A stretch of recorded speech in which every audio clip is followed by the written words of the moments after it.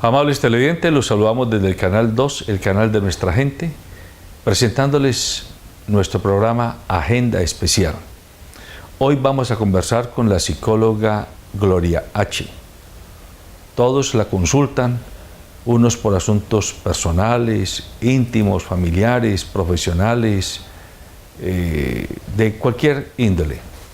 Y yo me he venido aquí y le pedí una cita, claro, no pagada. Le dije, atiéndame que yo voy a tratar de volverme un paciente colectivo. Voy a intentar imaginarme algunas de las preocupaciones que nuestros conciudadanos tienen hoy, especialmente cuando recién se ha ido el Papa. Y ella me da la impresión a mí que ha quedado como una especie de embajadora del Papa a nivel de su lenguaje. ¿A usted realmente le impresionó la visita del Papa, parece?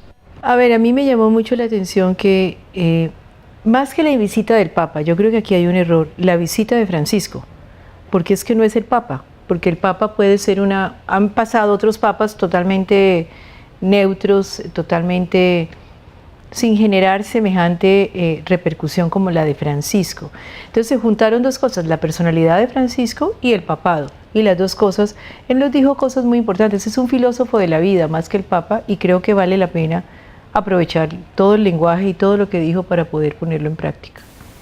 Bueno, pero en todo su discurso yo creo que en una palabra podríamos resumirlo, reconciliación. Él habló muchísimo de reconciliación, de paz, es decir, él dijo cosas maravillosas, yo soy una persona vulnerable, soy un pecador.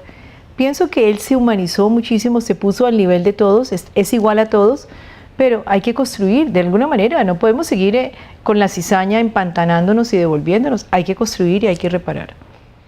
Un israelita que pasó por Colombia escribió una carta desde Madrid, dando como una especie de crónica de lo que había vivido en estos 6 meses que estuvo en Colombia, y él decía, palabras más, palabras menos, que la gente colombiana le parecía un poco inocente e ingenua, y que eso explicaba por qué nosotros no teníamos capacidad de actuar frente a fenómenos como la corrupción, porque era como si no nos diéramos cuenta de lo que estaba pasando.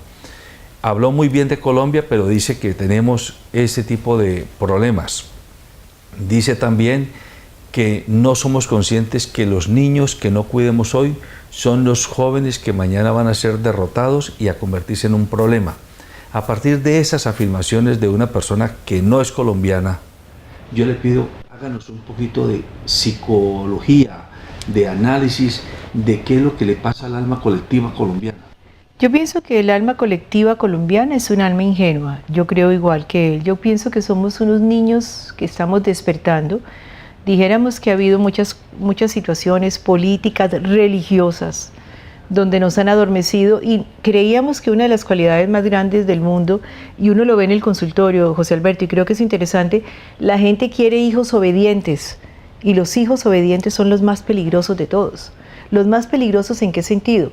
Un hijo que te obedece, de alguna manera obedece siempre, entonces tiene a su papá y a su mamá o a quien quiera obedecer en su casa, pero resulta que no forma criterio.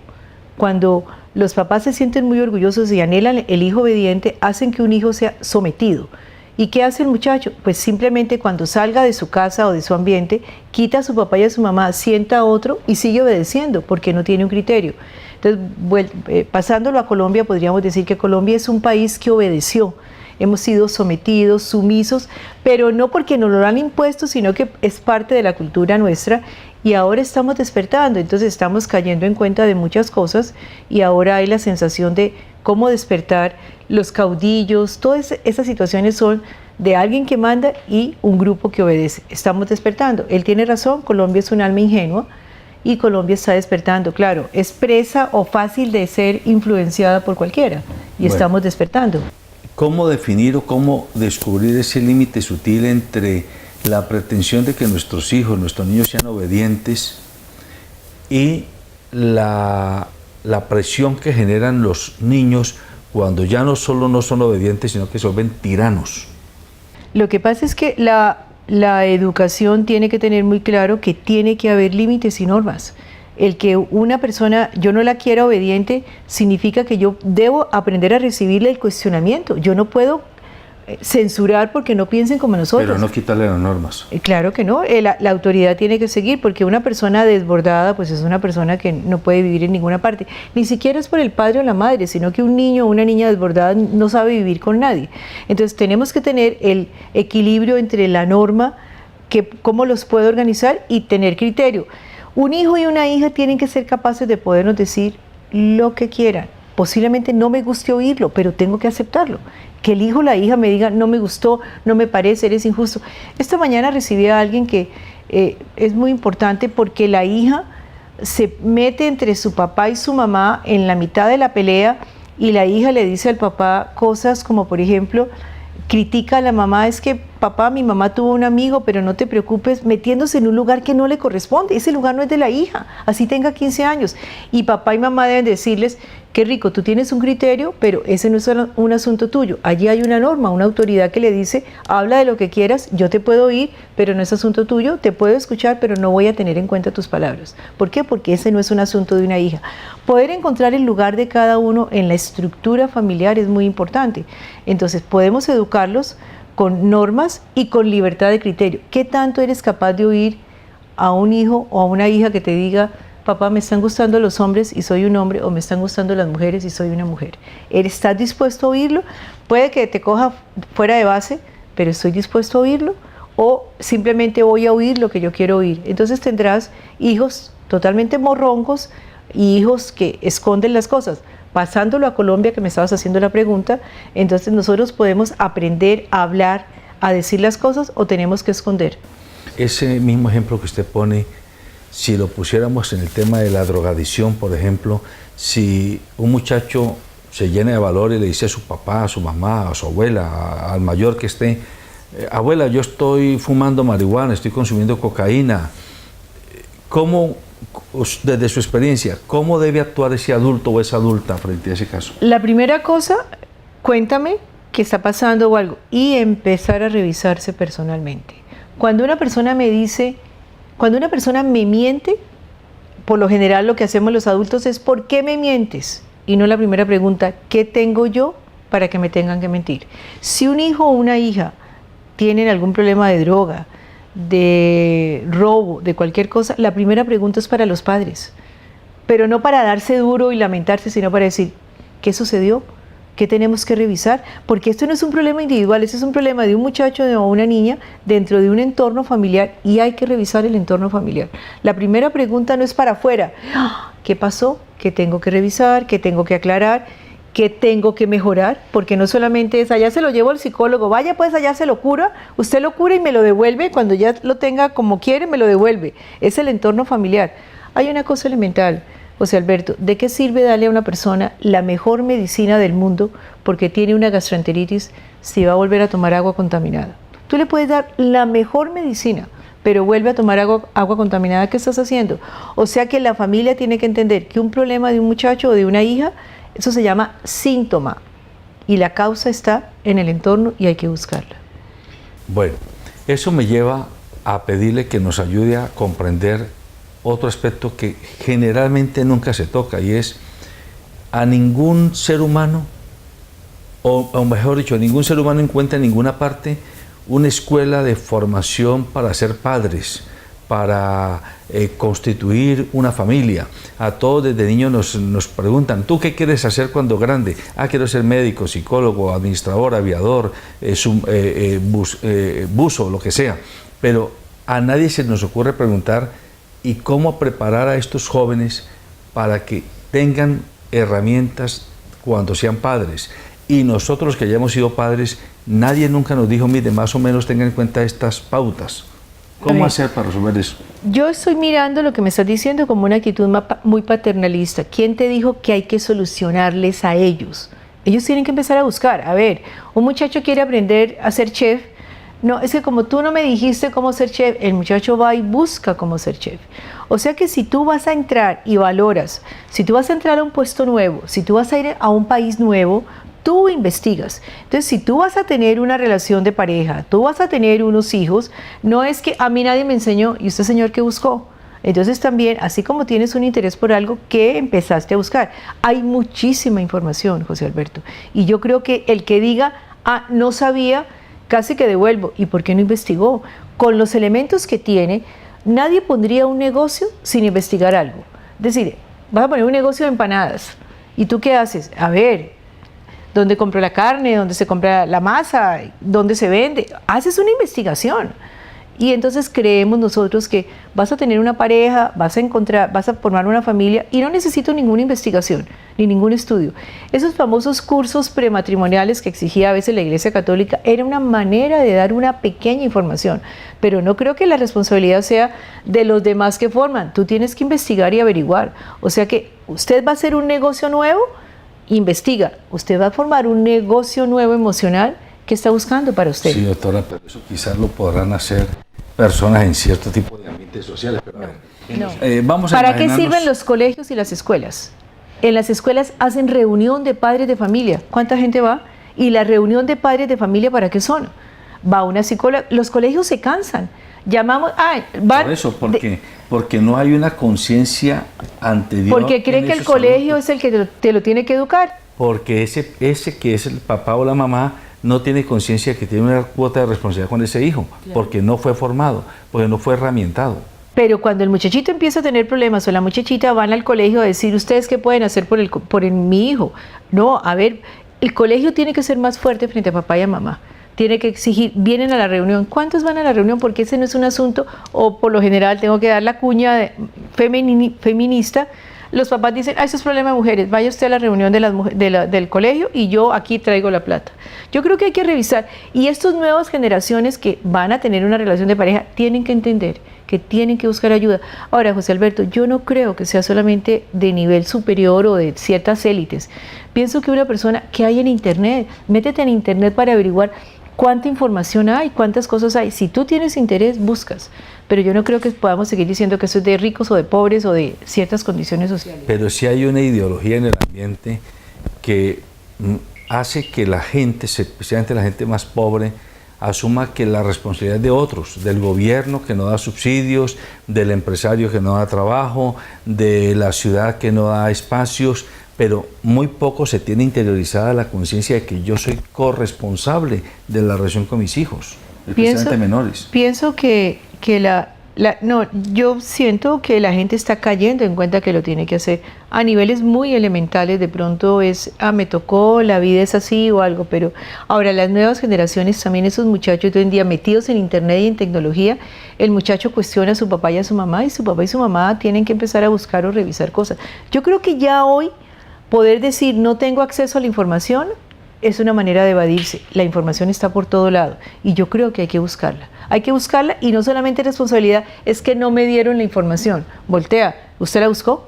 ¿Usted cayó en cuenta de esto? No solamente es cuánto me dan, porque ahí hay una posición paternalista. Es que no me dieron, no hicieron, no me resolvieron. ¿Y usted qué hizo, señor? Bueno, vayámonos a otro aspecto del mismo problema.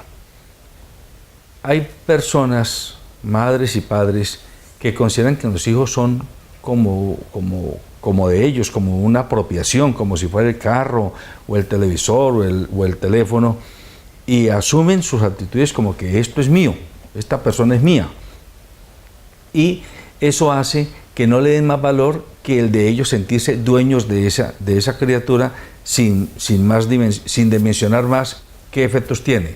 Pero por otro lado están esos padres de familia que además se quieren volver amigos o hacerse los gringos con los niños para evitarse conflictos de formación con ellos.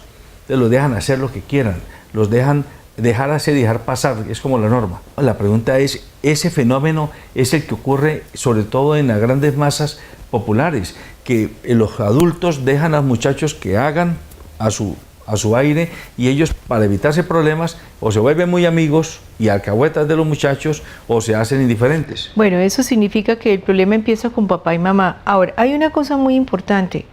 Podemos hablar de todos los problemas que hay en la sociedad, entonces nos abrumamos, ¿y qué hacemos? A ver, el que tome conciencia, que empiece a hacer algo. Es decir, colectivamente existe la imperfección es parte de la condición humana, nunca tendremos la sociedad que queremos.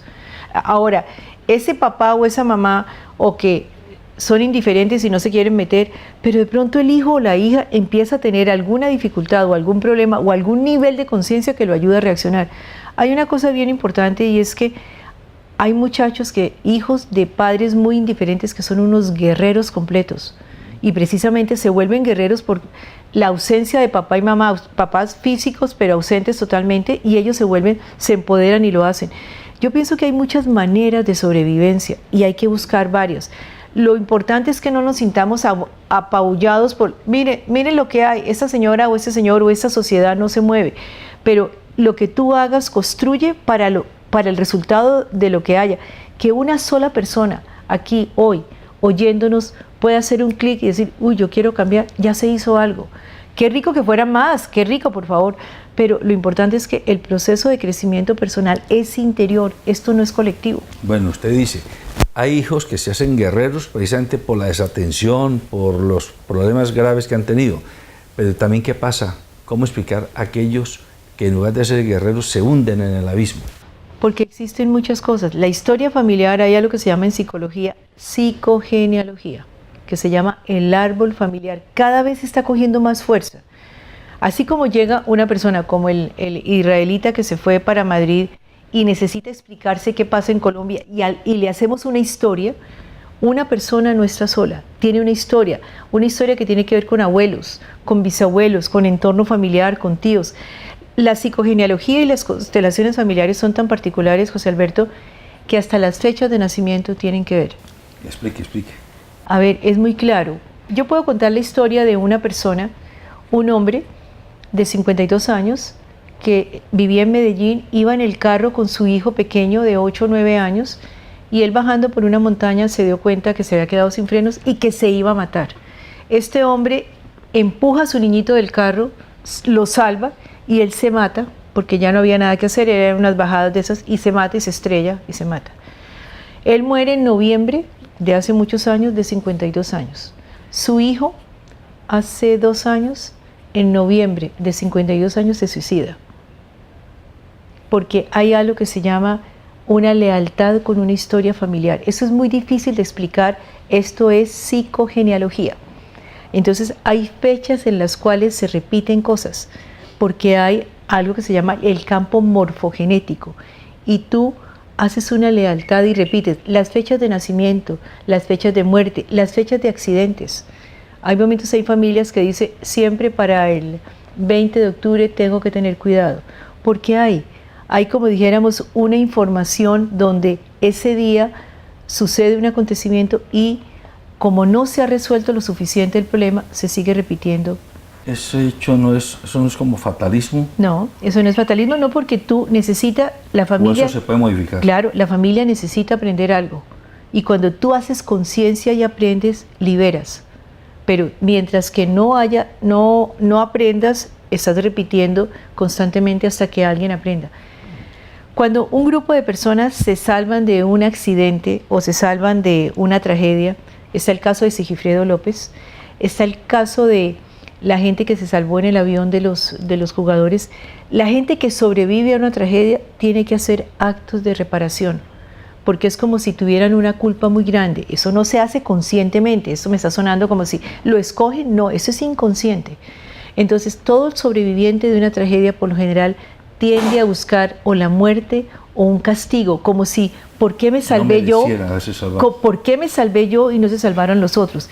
Entonces eso se recomienda psicológicamente. Hay formas de hacer reparaciones para que la gente diga, se fueron ellos, no fue mi culpa, no tuve nada que ver.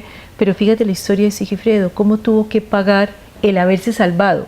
Nadie lo buscó, es decir, fueron circunstancias que se juntaron y él ya repara, se sana y es como si pudiera vivir. Cuando tú estás en un accidente y se mueren 2 personas y sobrevives tú, hay que tratar de buscar ayuda para ponerme en paz, permitir que la culpa no me domine porque yo no tuve nada que ver, pero el solo hecho de salvarte y que los demás no se salvan, ya eres un sobreviviente que tienes que reparar esa historia. Entonces, en esa línea, volviendo al caso del señor y el niño, ese niño que se volvió adulto y que a los 52 años se suicidó, ¿pudo haber evitado ese desenlace? Sí hay conciencia, es decir, cuando ya suceden los acontecimientos empezaron a ver las coincidencias. El muchacho debió tener culpa toda la vida, pero como no hay que buscar psicología, eso es para viejas, eso no es importante. Ojalá que no lo entiendan como propaganda para la profesión, pero todo el mundo debería ir donde un psicólogo. ¿Por qué? Porque es un momento de reflexión sobre tu vida. Tú empiezas a mirar cosas que tú dices, uy, yo nunca había visto esto de esta manera. Y eso te ayuda a tomar conciencia. Yo siempre le digo a mis pacientes que la terapia no sucede en el consultorio. El consultorio es una estación de gasolina. Tú le echas gasolina al carro y el carro anda por fuera. Y tú vuelves y dices, uy, mire, lo que usted me dijo es verdad, o no, no es verdad lo que usted me dijo. Entonces, eso se llama tomar conciencia. Y al tomar conciencia, tú cambias tu vida. Porque por lo general obramos en automático. Ah, no, yo no me di cuenta. Yo siempre digo en mi consultorio que la única palabra que prohíbo decir es no sé. Invéntese la respuesta que quiera, pero no me diga no sé, porque no sé es un acto de inconsciencia. Ah, no, no sé. A ver, ¿por qué lo hizo? Trate de darse una respuesta. Ah, no, no sé qué me pasó, no sé qué sucedió, no sé. No, no. Conciencia es tomar, lo hice porque tenía mucha rabia, porque le quería pegar, porque le quería hacer. Soy consciente de lo que estoy haciendo, pero no escaparme. Ah, no, no sé. Bueno, sigamos por ese camino de la conciencia. Entonces, desde allí se explica el fenómeno de la venganza generacional que también los colombianos hemos interiorizado, por lo menos en los últimos 70 años u 80, donde como a mi bisabuelo lo mataron, o al tío bisabuelo lo mataron, o a la prima, qué sé yo, y entonces como que todos cargamos una sed de vengarnos y eso hace que sea tan difícil que nos reconciliemos. Yo pienso que hay que tomar conciencia, sí, eso se llama la historia y se llama una lealtad con alguien de la historia familiar. Lo voy a hacer por ti, papá, lo voy a hacer por ti, mamá, lo voy a hacer como tú. Esto no es consciente, esto no es consciente. Nosotros pertenecemos a un alma familiar, como pertenecemos a un alma nacional. Este ejemplo también lo he dado muchas veces. Tú te vas para Alemania y llegas a Alemania, un ejemplo, con el pasaporte de Colombia y el tipo de migración te dice Colombia, Shakira, y te recibe con una sonrisa y tú entras por la puerta grande sin tener ni idea ni conocer a Shakira, pero perteneces al alma colombiana. Pero también puedes llegar con el mismo pasaporte y en el aeropuerto el señor te dice Colombia, Pablo Escobar, y entras por la puerta de atrás y tú dices, ¿yo qué tengo que ver con Shakira o con Pablo Escobar? Pero pertenezco a un alma colombiana y tengo que vivir lo bueno y lo malo del alma colombiana. Hagamos la referencia con la familia. Tú perteneces a un alma familiar en lo bueno y en lo malo, y tú eres hijo de esa historia familiar. Entonces, si hay pendientes en la historia familiar, es muy delicado porque alguien de la generación o lo repara o hace conciencia o algo.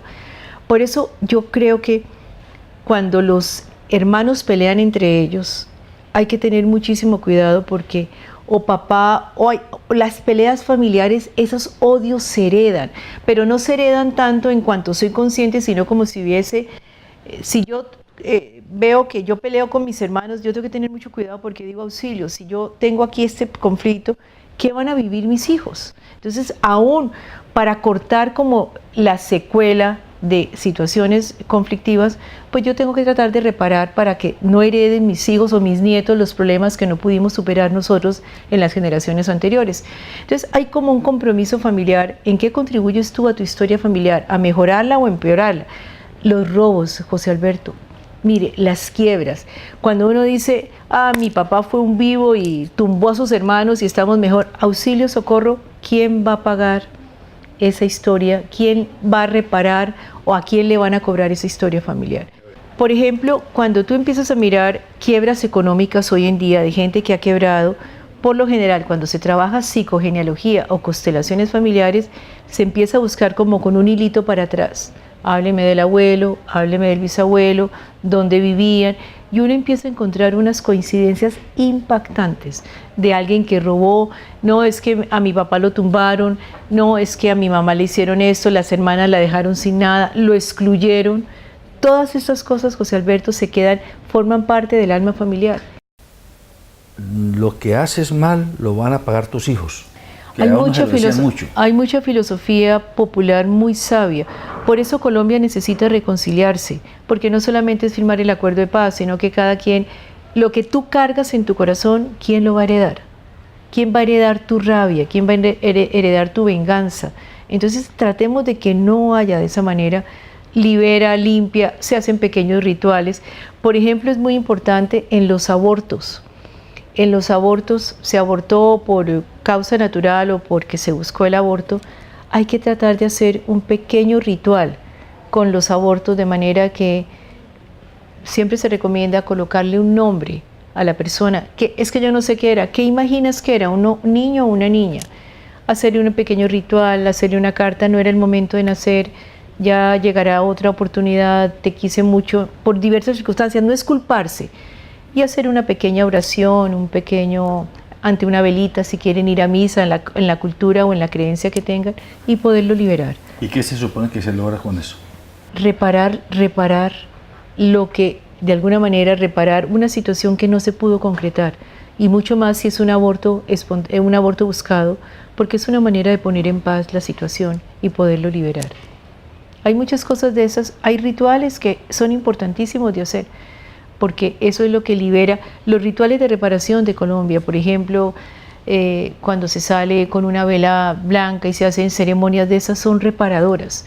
Simbólicamente no solamente somos seres concretos, somos seres que vibramos en una energía y podemos ir reparando energéticamente todo lo que vivimos de una manera positiva. Bueno, devolvámonos entonces más a esa alma colectiva. ¿Cómo se llama esto de psicogenealogía? Psicogenealogía colectiva, pues, de toda es decir, la psicogenealogía, mire, la Universidad del Valle tiene un estudio de dos profesionales en trabajo social que se llama y Secretos de Familias. Es un estudio maravilloso de la Universidad del Valle y de muchas universidades. ¿Y no se conoce? Claro, no se conoce. Ojalá le voy a dar el nombre, es que no, yo presté el libro y uno cuando presta libros... No, pues me lo presta a mí, yo se lo devuelvo. Listo, espero que me lo devuelvan. Es un libro maravilloso de dos profesionales, dos trabajadoras sociales que ganó un premio, donde el impacto de las historias de familia, todas las historias de familia son valiosísimas. Entonces yo creo que hay que tratar de mirar qué pasa en mi historia familiar, no para culparse, no para darse duro, no para llenarse de culpa, sino para reparar. Colombia tiene que reparar su historia nacional. Entonces esos símbolos de la paloma de la paz, de salir a algo, de reparar, lo de Boyajá, que se repara, esas son cosas sanadoras y ayudan, dijéramos, como a limpiar el ambiente, por así decirlo, como a limpiar el aire que respiramos y a encontrar que hay paz y que podemos vivir diferente. A ver, si nos extrapolamos toda esa reflexión que usted nos hace al alma colectiva del país, visto desde fuera, desde los argentinos, los brasileños, los mexicanos, etcétera, y los europeos, hay personas que ven que en Colombia somos muy buena gente y hay personas que ven que en Colombia somos el Caín de América, así nos han titulado en muchas ocasiones. Hay otros que dicen que somos los vivos de esa hermandad latinoamericana. ¿Qué explicación tiene que a nosotros nos vean tan diferentes al contexto andino, por ejemplo, suramericano? Yo pienso que Colombia es un país muy especial. Cuando yo entrevistaba a personas en los programas de televisión que he tenido, gente que venía, siempre me decían, Colombia es un país maestro. Yo decía, maestro. Fui entendiendo que Colombia es un país maestro. Colombia le está enseñando al mundo. Eso me lo dijeron a mí, yo tengo ese programa de televisión hace 15 años y me lo decían todos. Cuando venían esos filósofos, gurúes o algo, Colombia es un país maestro. Yo me sorprendía, ¿qué va a enseñar Colombia? Colombia está enseñándole al mundo. Está enseñándole reconciliación, perdón, tantas cosas que nosotros sí somos un país maestro. Ahora, somos todas las cosas anteriores, somos el vivo, somos el pícaro y somos el bueno. Porque hay algo que tiene Colombia, es la diversidad, José Alberto. En Colombia hay la diversidad aún geográfica, la diversidad de paisaje y de territorio. En Colombia hay de todo, el lugar donde estamos. Nosotros, como te decía alguna vez en el noticiero, nosotros nos voltean a mirar y nos miran desde afuera y dicen todo lo que ustedes tienen. Lo que pasa es que Colombia, como es José Dolores, no valora lo que tiene. Pero nosotros somos el vivo bobo, somos el astuto. Siempre se dice que un colombiano trabajando por fuera de Colombia, la gente se pelea a los colombianos por el compromiso, yo soy capaz de hacer cualquier cosa. Entonces tenemos una energía y algo, falta, claro, cada vez nos damos más cuenta de esto y vamos a irlo orientando. Son los nuevos gobiernos que durarán muchos años, esto no se va a hacer en 4 años, pero empezar a valorarnos, considerar de qué somos capaces. Creo que la venida del Papa fue una cosa maravillosa, de qué fuimos capaces, de sentir que tenemos una espiritualidad, no una religión, que vibramos por algo diferente. Yo creo que hay cosas muy valiosas en Colombia, pero tengo que decirle, doctor, que los medios de comunicación a veces son feroces. ¿Qué hacen los medios de comunicación, sobre todo los de Bogotá? Abrir siempre con la gallina que se robaron en el pueblo de no sé qué sitio, la gallina robada. Entonces, nos alimentamos de basura, y si tú alimentas el alma de basura, pues ¿qué sucede? Que no ayudas en nada. Los medios de comunicación a veces en la radio o en algo es como ponemos a pelear a la gente. A ver, chúselo, chúselo, chúselo. ¿Y qué más dijo? Entonces, gozamos a ver los grandes programas de radio y de televisión. Pues tengo que decirlo así, por ejemplo, Vicky Dávila, ¿con qué se goza? Con que el uno le pelee y que el otro le dé. A ver, eso es alimentarse, y alimentar a un pueblo, así como tratamos de que no coman comida negativa, ¿cómo alimentamos el alma, por favor? Eso es una cosa impresionante, pero disfrutamos porque eso produce rating, ¿no? Antes me escuchan, van a escuchar la pelea de mañana, voy a llevar a alguien para que pelee. Yo creo que nosotros tenemos que empezar a cambiar un poco. Los medios de comunicación tenemos una responsabilidad grandísima, grandísima. Doctora, recuerde que yo soy un paciente colectivo aquí. Tengo 1000 rostros, 1000 historias. Si yo dijera, entonces Colombia como país somos un alma colectiva culposa, que por eso somos así como tan enérgicos y tan proactivos, pero al mismo tiempo tan víctimas y tan victimizados, y al mismo tiempo tan intransigentes para encontrarnos unos con otros. Yo creo que es un alma colombiana de muchas facetas, y yo creo que sería injusto clasificarla en una sola. Somos un poco de todo esto. Ahora, creo que hay una solidaridad colombiana muy Mocoa nos tocó el alma. Hay cosas que yo creo que apuntarle más a lo positivo que a lo negativo, y somos astutos, sagaces, todo esto, pero lo importante, siempre que podamos decir algo negativo, equilibremos diciendo somos astutos, sagaces, pero también somos solidarios.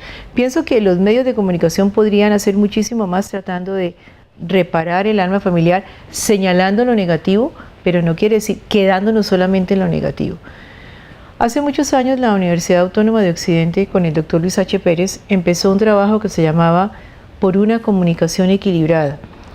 Cuando nosotros empezamos ese trabajo, se pasaron todos los directores de medios del momento, radio, televisión y prensa, y un director de medio llegó y dijo, sí, yo estoy de acuerdo con ustedes, empezamos por una comunicación positiva. Y él dijo, y tal día en mi medio yo eliminé todas las noticias negativas y solamente pasé lo positivo. Entonces, cuando nos reunimos después, el comité que formaba parte de esto, dijimos, ¿cómo así? Nosotros no queremos deformar la realidad, porque tan malo es una comunicación negativa como una comunicación positiva, porque eso es deformar la realidad. Y fue entonces cuando sentimos que debíamos de hacer una comunicación equilibrada. Y la comunicación equilibrada consiste en que tú, por ejemplo, en ese momento recuerdo, la guerrilla volaba las torres de energía. Y entonces, ¿cómo poder hacer que esa noticia real, que hay que sacarla, qué se le podía sacar positivo? Y entonces, claro, la actitud es, bueno, volaron las torres de muchísimas estaciones de energía, pero no se cayó la energía en Colombia. Entonces, ¿cómo puedes tú aprender a mirar lo real? No lo vas a ocultar, porque la gente dice que es mostrar el mundo de un solo color. No es verdad. Mostrar esto, y a la vez entonces la guerrilla tumba 10 torres de energía, pero la energía en Colombia está tan de buena calidad que no se cayó la conexión. Entonces todo el tiempo es como encuentras tú, cerraron 3 fábricas en Cali. Perfecto, esa noticia la tienes que sacar. ¿Y qué encuentras positivo? Entonces tú le das a la gente la opción de que el mundo hay un equilibrio, pero cerraron las torres, se cayeron las torres, cerraron 3 fábricas, hubo tales atracos, algo. ¿Qué sensación te queda? El mundo me está pudiendo, y eso no es verdad, porque en ese día en Colombia no sucedieron sino cosas negativas, lo cual no es cierto. ¿Cómo podemos equilibrar? Yo añoro mucho esta historia de la Universidad Autónoma por una comunicación equilibrada.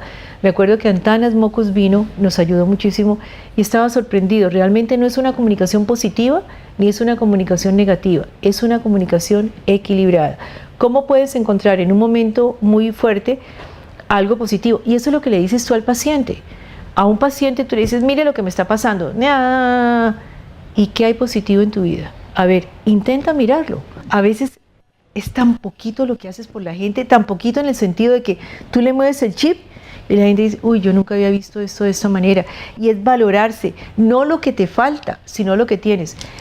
En Exposer de Comeva, que acaba de pasar hace poquito, escuché una frase increíble de Mario Alonso Puig, que es un escritor, un médico español. ¿Sabes qué es un triunfador? Un triunfador es un fracasado que nunca se rindió. Mire, esa frase me parece a mí espectacular. Un triunfador es un fracasado que nunca se rindió. Eso es el prototipo. Entonces, fracasas y te quedas allí. No, yo sigo. Un triunfador es un fracasado que nunca se rindió. Hay cosas que son impresionantes. Cuando tú tienes el empuje, hay que seguir. Pero nos enseñaron que no podíamos manejar problemas, que la vida debía ser fácil, que cuando ames siempre va a ser un nido de rosas, que es un cuento de hadas. ¿Quién dijo esto? Entonces, equilibremos. Y si equilibramos, entonces vamos entendiendo que eso es la vida. Eso es la vida. Usted que ejerce la psicología, que le toca en su consultorio, que disfruto ejercerla. Bueno, que la disfruta y que además usted se vuelve como una especie de confesora.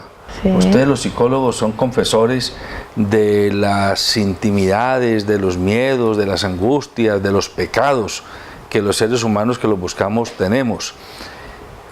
Cuando usted está hablando con otros profesionales de su área que viven en otros países, que atienden a otro tipo de público, ¿qué es lo que más le llama la atención? ¿Dónde están las diferencias marcadas entre ese paciente que viene buscando sanarse y esos pacientes que ellos también atienden para sanarse?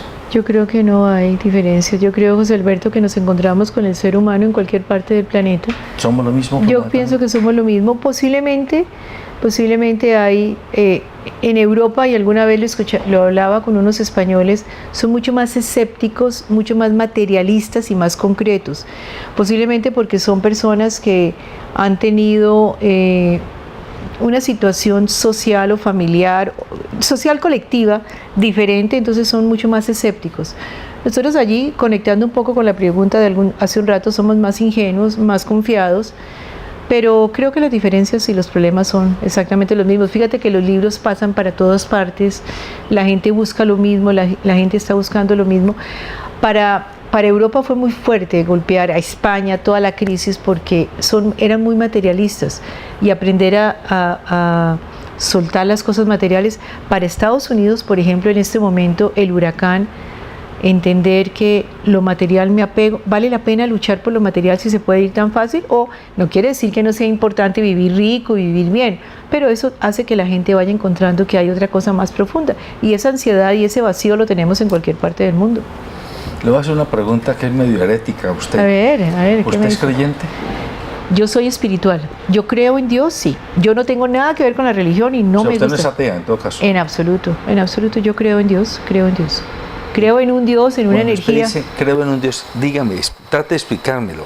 ¿Qué es creer en un Dios para usted? Yo tengo la sensación de trascendencia. Nosotros no venimos a la vida y esto se acaba el día que nos morimos. Es decir, no y no, para mí no.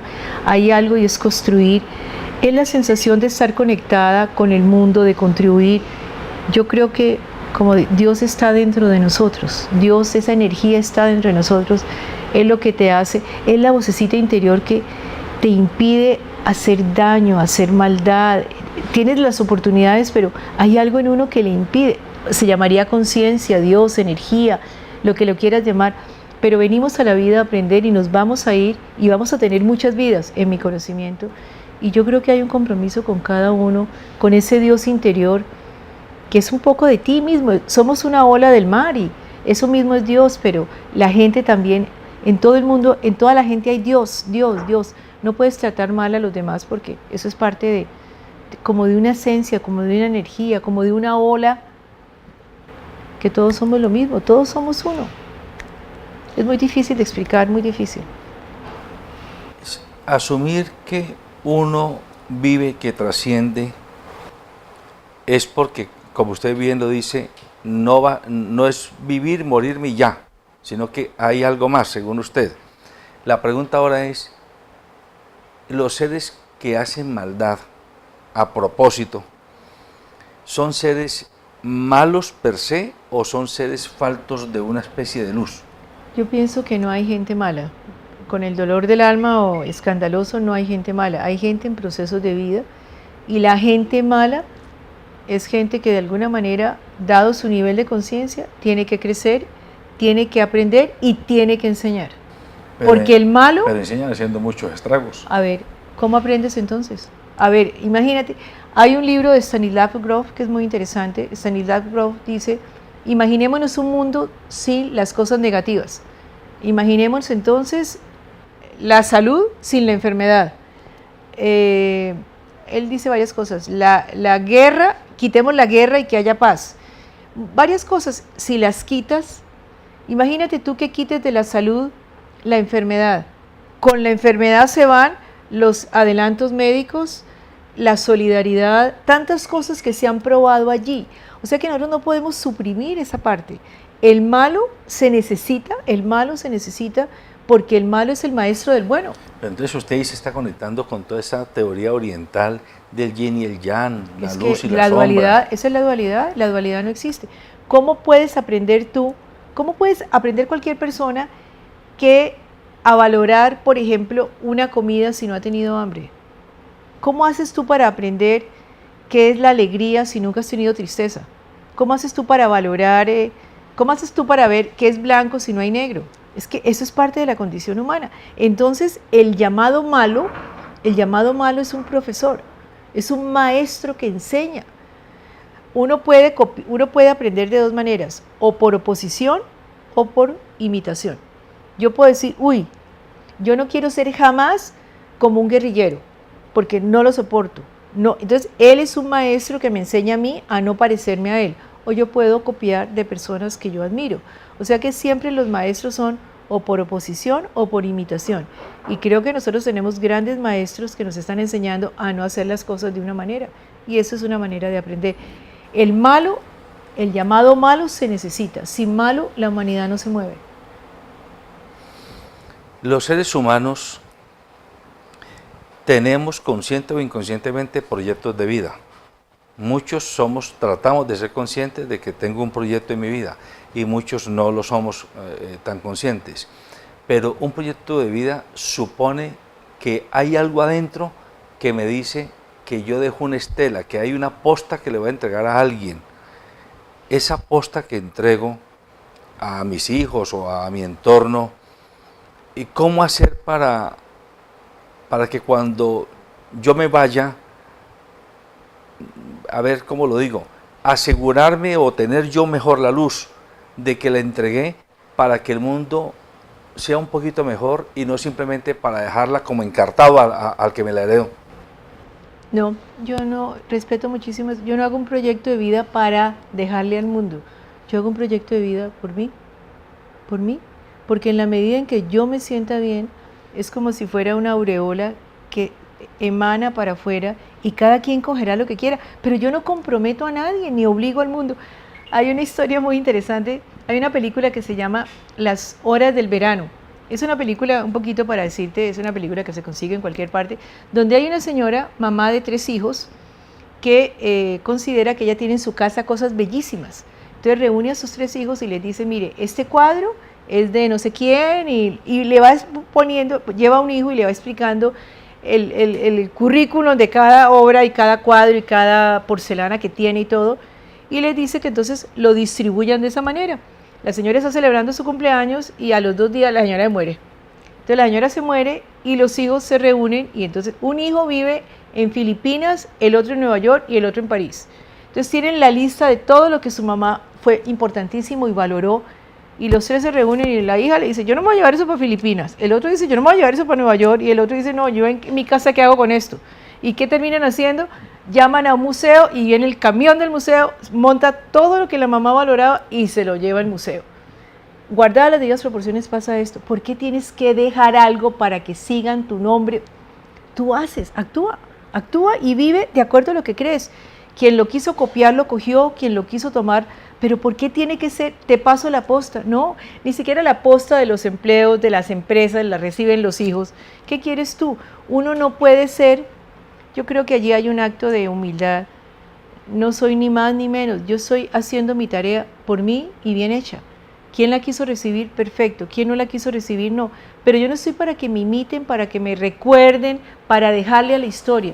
Yo estoy para vivir en mi presente. Eso yo se lo comprendo desde su óptica psicológica, pero ya viniéndonos al mundo real, el mundo prosaico del día a día, una empresa, un personaje, cualquiera que sea, para no dar nombres, que ha montado empresas, que tiene proyectos de crecimiento, lo mínimo, supongo yo, que espera es que sus herederos, o en todo caso su cola, de las sigan. Cosas más peligrosas que hay, José Alberto, de los más peligrosos que hay. Tú no sabes el mundo de problemas que se gestan por eso. El mundo de problemas, porque es que el hijo quería ser músico y el papá tiene macha empresa productiva de todo y yo quiero ser músico. Entonces los atrapas, suéltalos. La empresa es para ti, para tu presente, para vivir. El que quiera la vende, el que no la quiera, pero no los amarres. Eso que me estás diciendo es de los problemas mayores de las familias. Todo lo que yo hice por ustedes, perdónenme, usted no lo hizo por nosotros, papá, lo hizo por usted y ahora no nos atrape diciendo que tenemos que seguir trabajando en su empresa. Ahora, además, hay cosas bien particulares. Tiene el señor o su gran empresa y llega el hijo estudiado y preparado y el papá la ha hecho a pulso, con experiencia, y llega el hijo a decirle cosas y el papá dice, yo hice esto a mi manera, a mí nadie me va a decir cómo hacerlo, y menos un culicagado salido de universidad que no ha practicado. De las cosas más peligrosas son esas herencias de esas situaciones. Bueno, pues entonces, a ver, saquémosle punta a ese lápiz.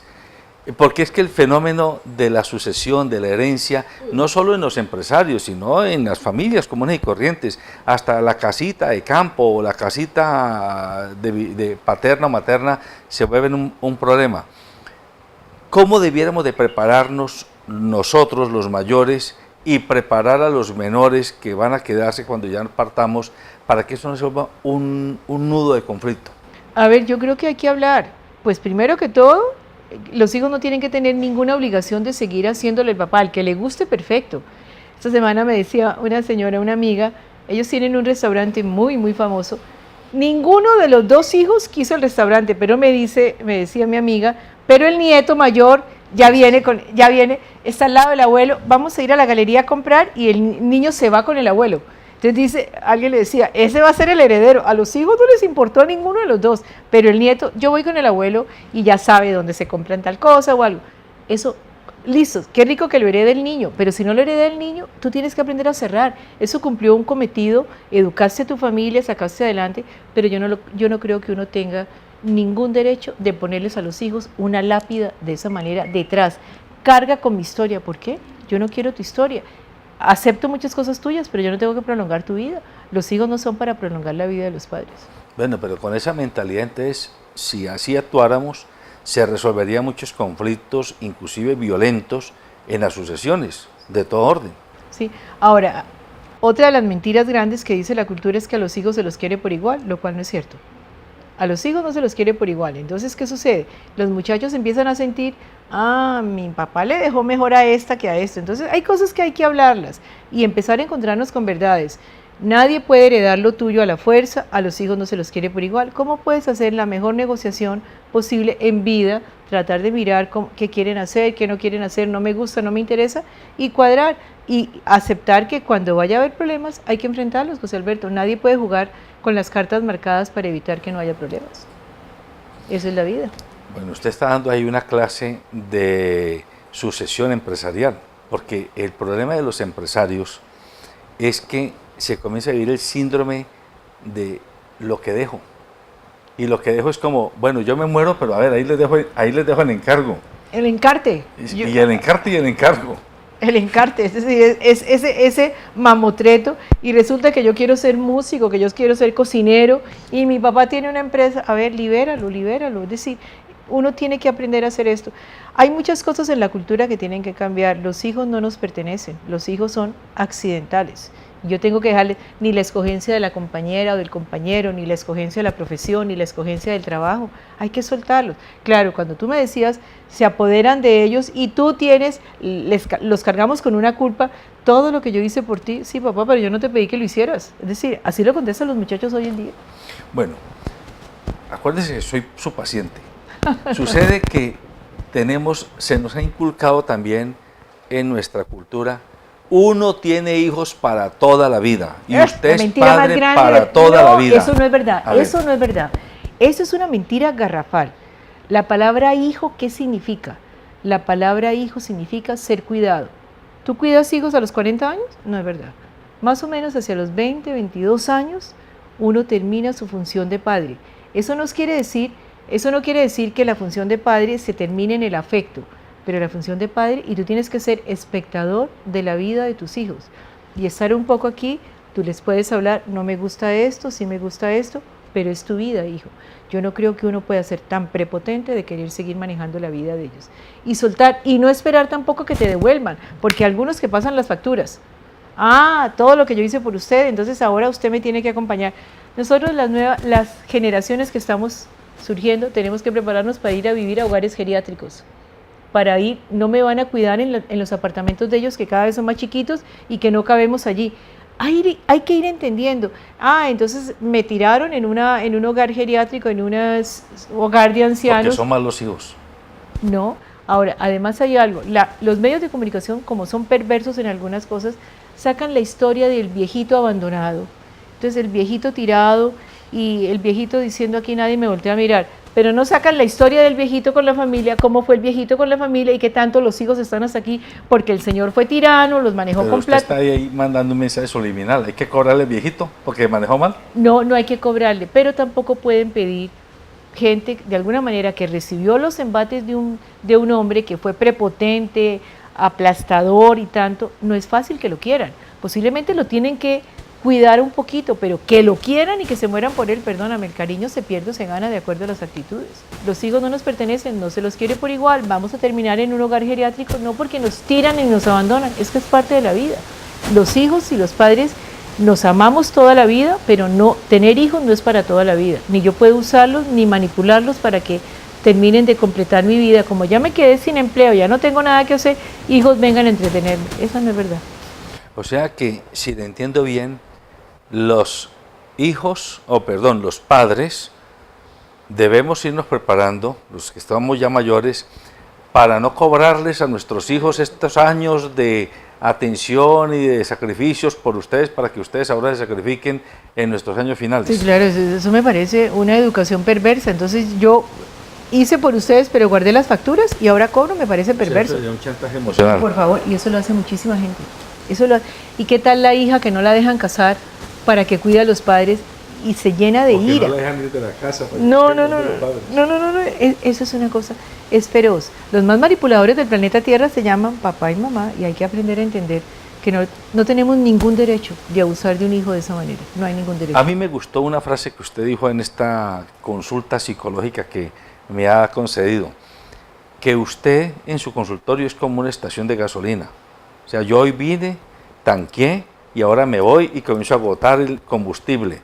En unos días vuelvo por acá a otra consulta, pero la pregunta es, sí, yo me voy, abro los ojos, usted me logra confrontar y no puede ocurrir que se vuelva recurrente, que vengo, me confronto, abro los ojos, vuelvo y los cierro, vuelvo y me confundo y sigo en una especie de eterno retorno. Pero quiere decir que no has aprendido, porque si has aprendido llegará un momento en que me dices, listo, ya puedo caminar sola. Ahora, que puedo volver dentro de un tiempo, me ayuda en esta cosita, ¿usted qué piensa? ¿Usted qué opina? Y uno revisa. Es que no tiene que ser para siempre. Ahora, revisar cosas nadie cambia en una... Bueno, a veces uno logra tener un impacto y una cita sí le hace a la persona tomar conciencia, pero uno va y vuelve y puede volver a consultar, mire, ¿me ayudas a mirar de otra manera? Hay una cosa muy importante, José Alberto, yo no hago nada por nadie. Si la persona no está lista, puede pasar por el psicólogo o por donde quieras. ¿Qué es si la persona no está lista?